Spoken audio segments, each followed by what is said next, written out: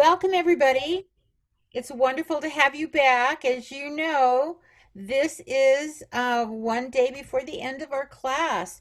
We are really excited today to have Madigan Turnquist, who is with the Career Center at CSU and a career specialist there. And I'm going to just be quiet now after I've welcomed you, wonderful people, back in. Turn it over to our special guest, wonderful person on campus who's very committed to what the work she does and a cultural specialist in her career field there. So let me turn it over to Madigan. Thanks, Madigan. Thanks, Dr. V. Thanks everyone for being here. Like Dr. V said, my name is Madigan Turnquist. My pronouns are she, her, and hers, and I work at CSU's Career Center. So I'm really excited to be here today and wanted to thank you all. I know that this virtual learning environment is not everyone's favorite, and so I appreciate you taking the time to be here today. So I'm going to go ahead and share my screen. So today we're going to talk about recognizing strengths, why your identities and experiences are valued by future employers.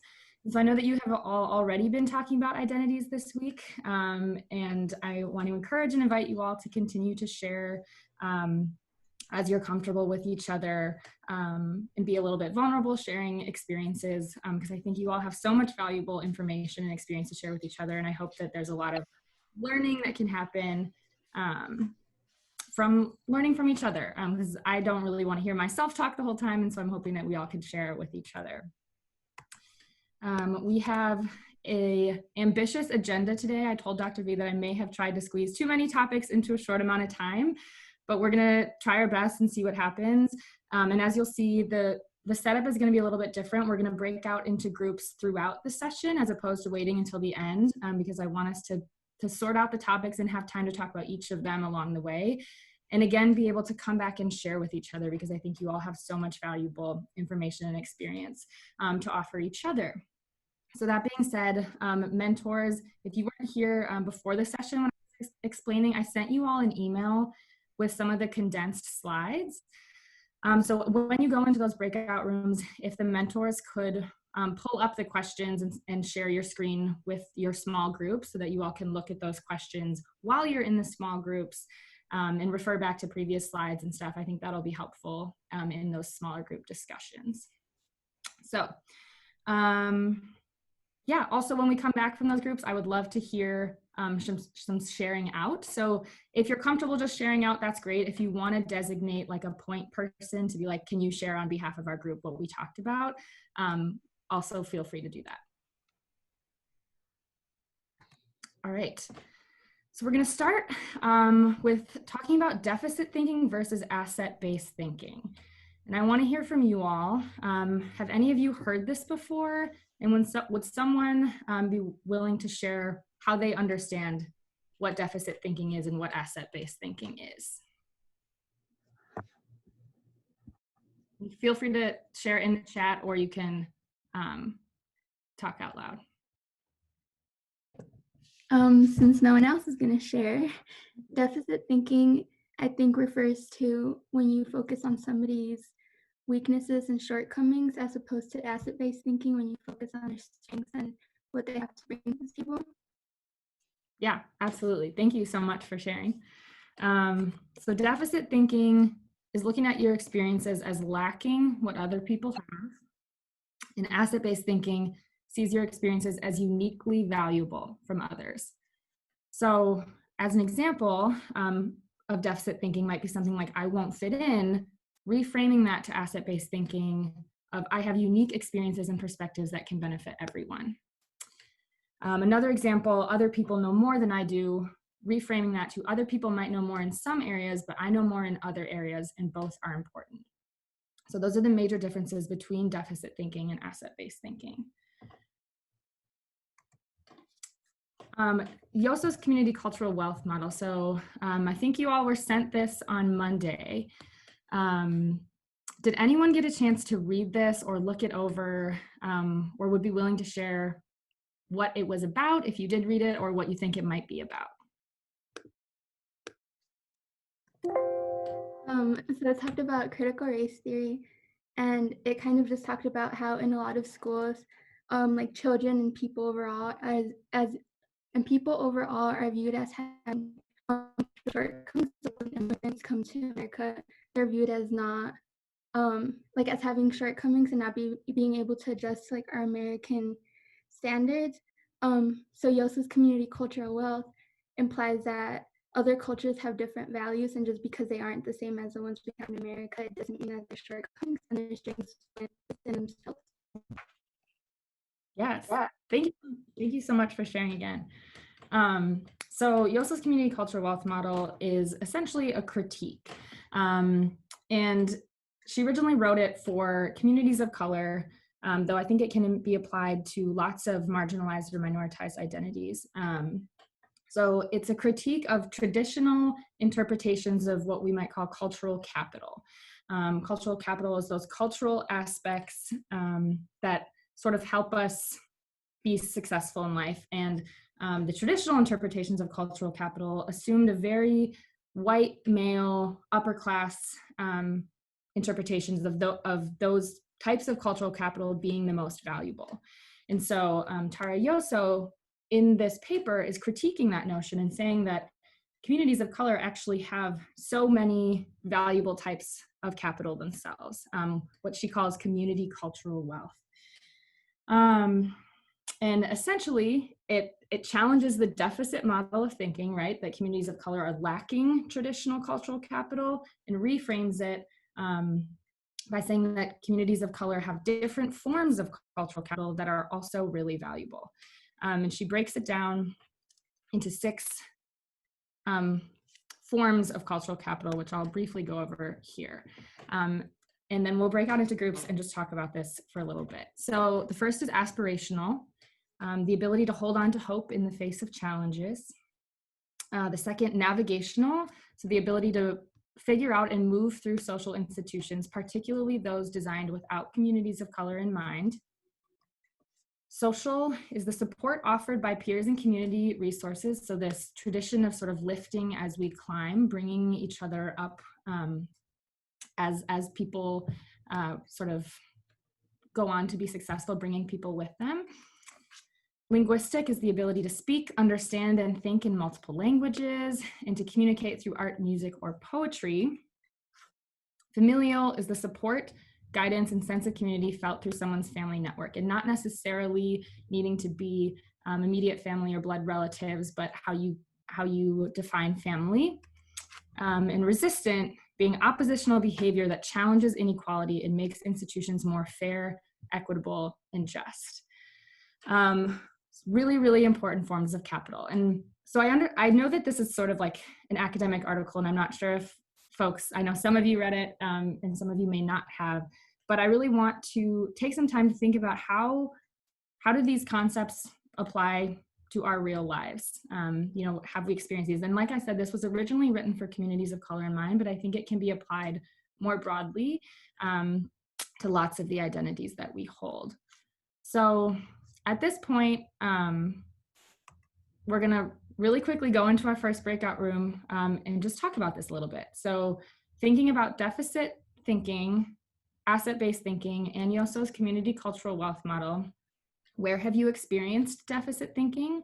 And what were the messages here, right? So that's seeing your experiences as lacking, asset-based thinking, seeing your experiences as uniquely valuable.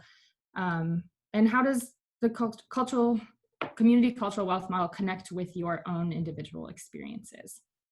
So mentors, I have these questions on the PowerPoint that I sent you all. So if you could share them in the small groups and just, Dr. V, are you able to set the breakout groups for 8 minutes? I will watch that. Yes. Okay. That's good to know. And so at 7 minutes, we'll say 60 seconds. All right. I'm going to go ahead and try this out. Here we go. All right. Welcome back, everyone. I know that was a short amount of time. I know it was really quick. That being said, would anyone be willing to share what you all talked about and what some reflections were?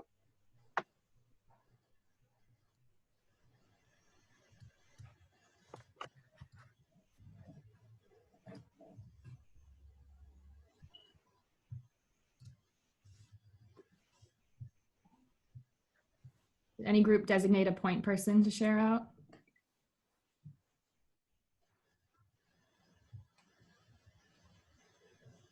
I guess I'll go. So in my group, we kind of talked about the first question where a time like that we've experienced like deficit thinking. And so like for me personally, having just completed like my first year of college, I kind of felt that way like my first semester, especially because like, you know, being a student of color, being first generation and all, I really felt that like imposter syndrome, that I felt that I didn't belong. There was, you know, a lot of times where I was like the only student of color in like my 300 people classes. Like it was really intense. So a lot of the time I did feel like I didn't belong, like that I didn't have the capability, that I didn't deserve to be there. But then that kind of like slowly progressed into like the second question of like how my second semester I entered like more confidently and feeling that I like focusing more on my skills and what I have to offer rather than what I felt that I lacked. So kind of just like that self reflection upon how I can better myself and like, you know, being more optimistic. Yeah, absolutely. Thank you so much for sharing. Would anyone else be willing to share? Okay, so I guess my experience with deficit and asset thinking is like in photography. So like I know like being a photographer or a beginning photographer, I'll scroll through social media and be like, oh man, these people have like really cool pictures. And so like I'll be like, my deficit thinking is like, man, I wish I could be like where they are and have their type of stuff. And I'm like from a small town, so I feel like my asset thinking is like, well, they're not here where I am, so they don't get like the kind of pictures I get. So I mean, I guess that's just my experience, you know. Yeah, absolutely. Thank you. One more person want to share? And if you are more comfortable sharing something in the chat, please feel free to use the chat throughout the entire session too. Okay. All right, well, I did want to share a mentor story. Sometimes going into a new environment like college, there are moments where I kind of separated myself. For example, there is a backpacking trip that I'm trying to go on. This is my first trip. And a lot of my friends from campus have done this before. They have the equipment, the gear, the experiences, the knowledge, how to stay safe, how to look for bears. I don't have any of that right now because I'm new to this. And even at my age, I still feel like the same feeling of like, oh, well, I'm not going to make it. I'm not going to survive. I don't have a $300 jacket, $500 tent. All of these things that just start to come out naturally for them is almost like an inconvenience or a huge gap for me. So I almost didn't go on the trip because I was encouraging myself, oh, well, you can't do it. How are you going to fit in? You don't even have Columbia shoes, dude. What are you even talking about? You know, burkas or all this stuff. So I genuinely was going to limit myself. And then I said, you know what? It doesn't matter if you have New Balance shoes on. It doesn't matter if you have a regular backpack. If you want to go backpacking, you should go for the experience, not because your friends are going to be doing it way better than you are. Hey, you'll just be the one person struggling at the end, maybe sweating it out. I don't know. But all of those times, just know that it's going to happen over and over again where you will put yourself in those situations. And you have to feel comfortable and confident saying, you know what, I still want to go. And even if I'm limiting myself, you kind of have to be a devil's advocate and say, well, why not go? Why not push yourself to do these opportunities? And I want all of y'all to think that way as well, even in the face of your own adversity, your own self putting you down, to still continue to try and to make an effort. awesome. Yeah, thank you so much for that. I really appreciate all of you sharing, and specifically how you all shared, right, these moments of being in deficit thinking or experienced deficit thinking from someone or from society or however you want to put that, and transforming that into, you know, what can I gain? What do I have to offer? What do I have to learn here? So thank you all for sharing that. So I'm going to go back to sharing my screen again. And then we are going to connect this to careers. So how does, you know, deficit thinking and asset-based thinking and Yoso's community cultural wealth model, how does all of that tie into careers? So I want you all to guess and just put these in the chat. And I know that John kind of gave you a little teaser yesterday about CSU's specific competencies. But across the board, sort of national data, what do you think are the top 10 skills that employers seek in candidates across industries? Let's see if we can put those in the chat.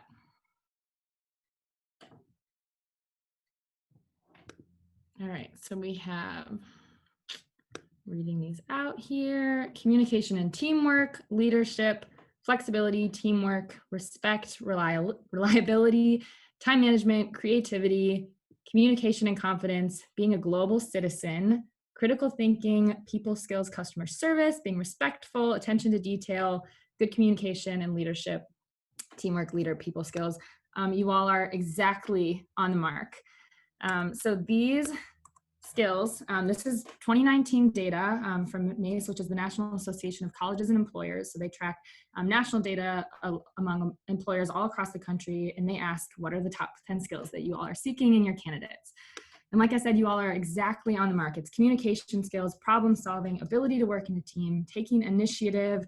You skip down here to strong work ethic, communication again, leadership, detail oriented, and then finally you have some technical skills. So what do we notice about these skills, right? What do these skills have in common? You can put that in the chat as well about what do we notice about them? What do they have in common? And I'll show you some data from 2013 as well, just to show that this is not specific to last year. This is every year, these results are very similar: ability to work in a team, make decisions, communicate. These are consistent things that employers want all the time. So they are not specific and can be learned. They are mostly people skills. A lot have to do working well with others. Yeah.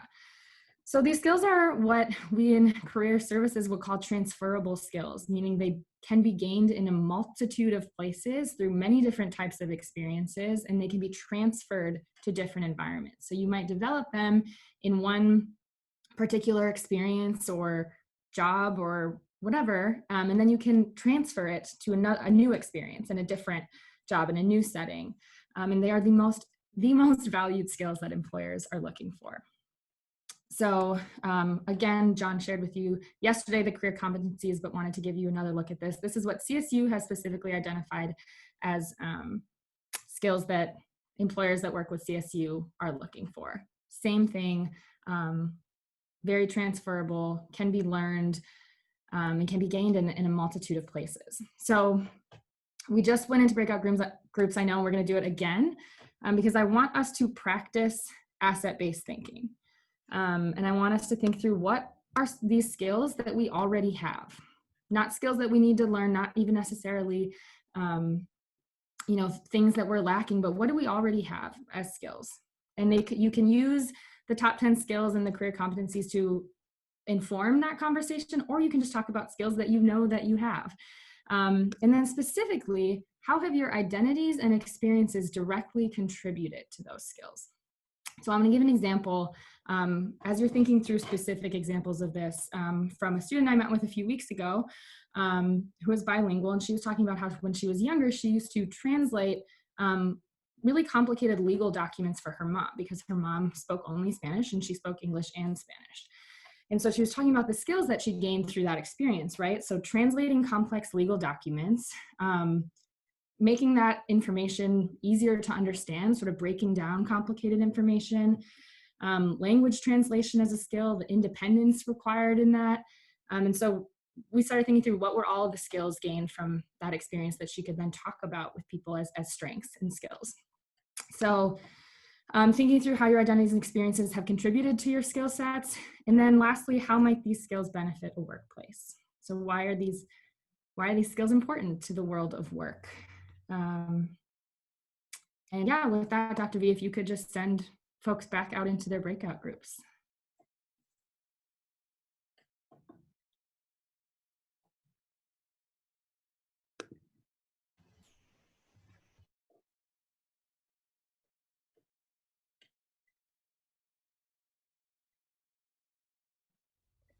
All right, awesome. Welcome back, everyone. I know, again, that probably felt like a short amount of time. But if we could have, again, a couple people share out, and then if you all also want to just list in the chat, just list some of the skills that you all talked about, that would be great as well. So folks can feel free to use the chat while we talk. A few people could share out, that would be great. I can share on behalf of like my mentees, and just something in general that we shared a lot about was communication. And they just shared like their personal experiences from childhood and how they gained those skills. So I'm gonna encourage them to share a little bit more about that. But just in general, communication skills was a big one that we talked about. Awesome, thank you. Yeah, I also so in my group I kind of talked to them about one of my skills was like problem solving skills, and from a young age, like I kind of had to going back to like translating. I would have to like translate, like even like we would go to like a fast food restaurant and I'd have to like place the order like as a like 10-year-old, and it would be kind of hard, and I'd be like I don't know how to order fries. And so like then like there would be other like Spanish speakers that like I kind of needed to help, and then they start like complaining to me like, oh, why didn't you say this and that. I kind of learned how to negotiate with people, like kind of negotiate and like translate and like kind of problem solve too. So it was kind of like a fun experience, I guess. Kind of enjoyed it actually. Yeah, that's awesome. Thank you so much for sharing. Anyone else? I'll share. So like when I was younger and stuff, I would meet a lot of new people because my mom just used to put me in a bunch of stuff and try to keep me busy, and she wanted me to do all this crazy stuff. So I would just meet new people every week pretty much. So I had to learn how to communicate well with others. Like we were talking about communication in our group. And I also had to learn how to handle social situations, especially like when they're like a little more uncomfortable or you're talking about sensitive topics. So I feel like that's an important skill to have. Mm-hmm. Yeah. Maybe one more person? Maybe I can share. So something, one of the skills that I've had to learn since a young age was problem solving, mainly because Spanish was my first language, and I felt alienated from the class because I didn't know how to speak English. And so I figured out the way to know how to speak English properly. And even now, for example, I have been elected to be president of one of the clubs that I'm in, and I need a lot of problem solving as there is a lot to do for the club. Awesome. Yeah, if we can all give Paul some snaps on that. That's awesome, Paul. Yeah. Awesome. Thank you all for sharing. And I've done this activity with students a few times, and so I wanted to share some skills that other students have identified too. I know lots of folks or some folks mentioned, and I know you all talked about it a couple days ago, but being bilingual, can be hugely valuable to an organization and a company. Cultural awareness and competence is becoming increasingly important in companies to have staff members who are culturally competent and aware. Being able to work in diverse teams, being able to adapt to new environments, having independence, taking initiative, having resilience or grit, which might be terms you've heard before, an ability to work through challenges. Those are all hugely valuable skills to the workforce, and so I appreciate you all sharing. I'm going to read some others that people have written in the chat. So having good communication skills in the medical field is important, communication, teamwork, adaptability, problem solving, and some congratulations for Paul as well. Awesome. Okay, so I'm going to go back to, let's see, sharing the presentation. Turn this back to a slideshow. All right, so we talked about our skills. So why is recognizing our strengths so important, right? Why we've been identifying strengths, recognizing them. Why is that an important thing to do, specifically in the world of work? So for one thing, there is a direct link between confidence and income level. In a study with over 15,000 sets of twins, self-perceived ability rating was a significant predictor of achievement, even more important than IQ. And using your strengths at work leads to higher job satisfaction. So I want to be really clear here that when we're talking about confidence and income level, there's also a direct link between college education and income level. but it's not confidence in like this arrogant type of what we might think of like as a, you know, stereotypically male type of confidence that is like boastful or overly aggressive. It's just genuine belief in our abilities to do things and in the contributions that we have. And so these are incredibly important things. It is so important to recognize and be able to talk about your skills in order to have a successful career. So in other words, how we think about our skills and abilities has a direct link with how successful and satisfied we are. So what if you don't know what your strengths are? If you're like, I don't know what I'm good at. I want to recognize my strengths. I want to be able to talk about them and share them with other people, but I'm still figuring out what those are. And the one thing I would have to say about this is that you won't know if you're good at something until you try it. So I can say from my own experience, and I would love to hear if other folks have similar experiences, but there are many, many things in my life that I did not think that I was capable of doing until I did them. And I don't know, Dr. V, if you know, as a high school student, were thinking like, oh, PhD, no problem, I got it. Or if that was something that, yeah. No, not at all, Madigan. In fact, I was just thinking that I was very, very shy. I wouldn't speak in front of groups. I had to introduce a play to an audience, and the nun pushed me out on stage, and I had to do it because I was so shy. And I thought, oh, I would just be glad to get my community college. And I did that, and I never thought about, well, do I really want to go on? And then I realized I needed to. Then I came back and finished my degree, went on for my master's and PhD. So you're absolutely right. It's great to have encouragement along the way, and you got to take some risks. I wouldn't push people that way, but I think that's just even taking these classes, mixing up together. Those are all risks. Taking presidency on for your new organization, speaking out in our meetings today. So yeah, take that risk. And I would love if other people could share in the chat maybe something that they didn't necessarily know that they would be good at until they tried it. So I think it's fun to hear what other people's experiences are. And like Dr. V said, it doesn't have to be major risks, right? You don't have to commit fully to something to just kind of try it out and dip your toe. And John talked yesterday about active exploration, right? So kind of just like trying things and not necessarily needing to commit to a full path or plan, to just try something out and see if you might be good at it. So for example, if you're thinking, you know, I've always thought maybe I would be a really good engineer. You don't have to commit to that lifetime, not even an engineering degree, but just maybe you take that first class in engineering and you see how it goes. Or talk to someone who is an engineer, or take some small step to find out, would this be something that I would enjoy? Would this be something that I would like, before you make that big, you know, whether it be time or money investment? Are there smaller ways that you can kind of test things out and dip your toe a little bit? So I wanted to share a quote from a book I actually read recently. This is a book about confidence building, and it's a book specifically written for women in the workplace, but just kind of wanted to share this quote.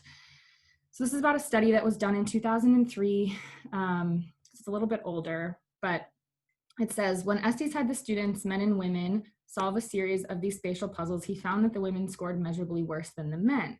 But when he looked back at their actual answers, he found the reason women were doing less well was that they didn't attempt to answer a lot of the questions. He then told them they at least had to try to solve all of the puzzles. And guess what? The women's scores shot up and they did as well as the men. What held the women back was not their actual ability to complete the test. They were as able as the men. What held them back was the choice they made not to try. I want us to reflect on this a little bit and also think about what are some of the external factors here too, right? Because it's not just about individual choices. But what were the external factors at play, specifically for women in this scenario? And I think one of them, and they go on to talk about this in the book, is the pressure of perfectionism. So that if we try something, we have to do it well. And I think, I don't know if you all have experienced that, and I would love to hear again, folks feel pressure to be successful in everything that they try. You know, that risk of failing, that risk, the fear of making mistakes. And sometimes that ideology can lead us to think that that risk of failing or making mistakes is worse than not trying at all. And I think we need to interrogate that a little bit, because we can't be successful at the things that we never try. So that kind of leads us to our next topic. And I want to check and see in the chat if other folks had shared. I'm opening it up now. No, okay. All right, so Sam is sharing, as a new hire at my job on campus, I never thought I would have enough knowledge to be a supervisor, but I gave it a shot anyways. 3.5 years later, I graduated as a senior supervisor and 3 letters of recommendations from all my supervisors. That is so awesome. Thank you for sharing. Yeah, continue to share things in the chat that, that you gave a shot at and tried. And then I also want to share the message that if you try something and it's not successful, it's okay, right? If you take that small risk and you think, this actually isn't for me, this isn't a strong suit, it's okay. Then you can pick something else or you can work on it.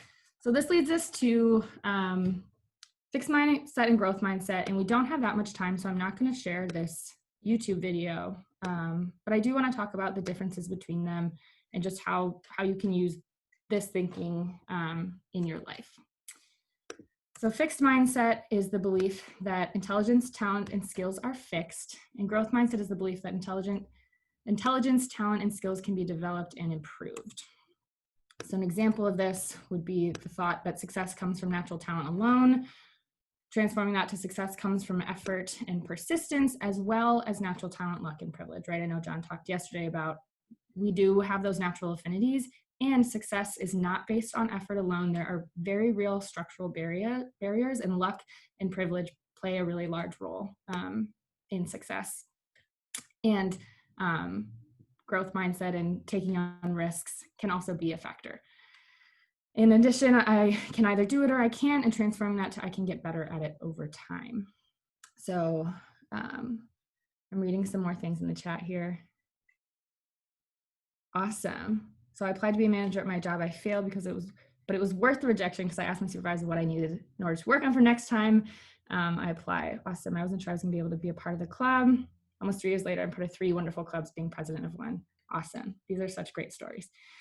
Okay. So some characteristics of a fixed versus growth mindset. Someone with a fixed mindset might avoid challenges, right? That risk of failing, the risk of making mistakes just seems too great, versus a growth mindset might embrace challenges and opportunities to grow. Fixed mindset feels threatened by other success. Growth mindset feels inspired by other people's success. Fixed mindset believes failures define them, whereas a growth mindset believes failures are a natural part of learning. And fixed mindset views feedback as a personal criticism, just like someone shared in the chat. Growth mindset views feedback as helpful because it gives you chances to learn and grow. Folks with fixed mindset are more likely to give up when something feels hard, to focus on approval, and to stick to what they already know they're good at. And someone with a growth mindset persists and continues trying in the face of setbacks and frustration, focuses on the process of learning and celebrates growth, and tries new things and takes risks. So just kind of wanted to, and you're welcome to look more into fixed mindset and growth mindset. There are lots of fun YouTube videos about it that kind of break it down. So if you have time and are interested, I encourage you to look it up and learn more. But I was going to have us go into breakout rooms, and I knew that we might run a little bit long. So we'll skip the breakout rooms for now. And if you all want to process these questions in your later breakout groups, I think that would be great. You can use these as sort of a starting off point for those, or if you're just working on the projects, that's fine too, but you can think about these on your own. Do you feel you generally lean toward more of that fixed or growth mindset? And if it depends on circumstance, in what areas do you have more of a fixed mindset and what areas do you have more of a growth mindset? So some career benefits of a growth mindset, just in case you are curious. 84% of HR managers reported their company is open to hiring an employee whose skills can be developed through training. And 62% of employees surveyed said they had been offered a job even though their skills didn't match the exact job qualifications. So this goes to show that you don't need to already have all of the skills and abilities specific for a job. You just need to be able to learn and develop those skills, right? So I think Monday, Dr. Black talked about learning how to learn as one of the skills that a lot of people take away from college, and how important that being able to learn and develop new skills is to hiring. Some other benefits associated with growth mindset, just greater comfort taking risks, higher motivation, better performance levels overall. And then tying it all together, right, I've talked a lot about building confidence. And again, not in a stereotypical sense of confidence, but in genuine belief in our abilities and recognizing our strengths, being able to articulate those. And so if you're kind of like, I don't know if I am confident right now, but it's definitely something I want to work on. This is based on research of folks who dedicated about 20 years of their lives to researching confidence. And what they found was that barriers to confidence building are perfectionism, fear of taking risks and failing, overthinking, and inability to let go of defeats. And some of the strategies for confidence building have been taking action even before you feel ready, right? Failing fast and early, and taking calculated risks. So not just taking huge risks that are going to be expensive and big time investments, but calculated smaller risks at the beginning. Learn from failures and move on, and practice writing and talking about your strengths. It is not boastful. It is not arrogant to recognize and talk with others about what you are good at and what you have to contribute. So confidence isn't even close to all in your head. Indeed, you have to get out of your head to create it and use it. So I'm going to leave you all with a little bit of research about the workplace benefits of diversity, in case I haven't convinced you thus far that your skills and experiences are valuable to the workforce. Here is some very tangible and numerical evidence for you.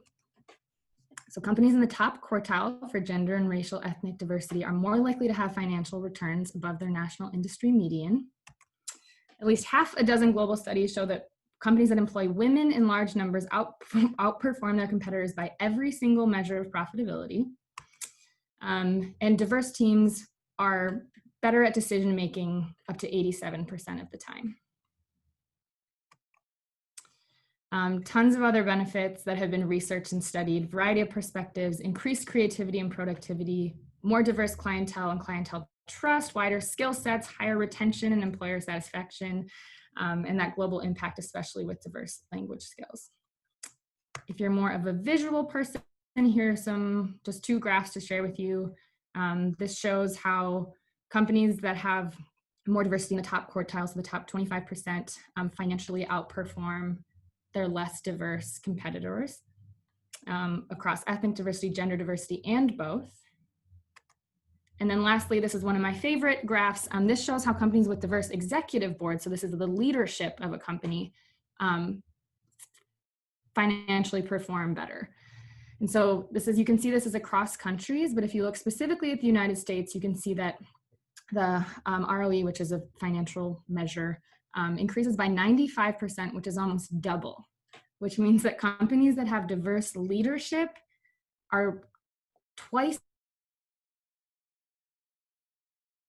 as financially doing what we do not have diverse leadership. So again, if I haven't convinced you, I hope these graphs have that your experiences are valued.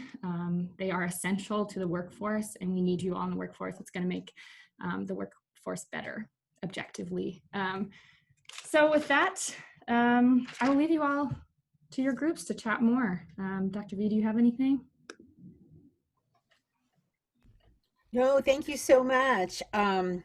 We're going to come back in at 12:30, so I'm going to go ahead and let y'all go back into your group rooms. And Madigan, I know you're going to stay with us, so see you back in a few.